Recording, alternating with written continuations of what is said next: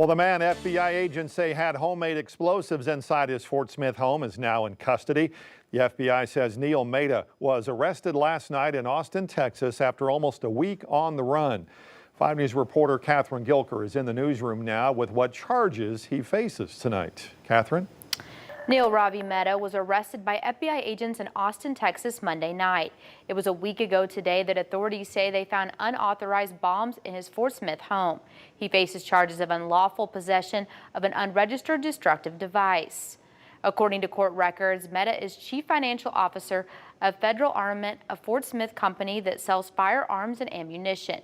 The FBI and other federal agencies executed a search warrant on Mehta's home last Tuesday because they suspected him of multiple offenses, including selling and importing illegal firearms. According to court records, Mehta ran from his home when authorities arrived, getting a ride from a neighbor before borrowing a car from an associate. During the search, they found this device described as destructive in his kitchen. The X-ray techs rendered it safe, and an ATF explosive enforcement officer identified the device as an improvised explosive device.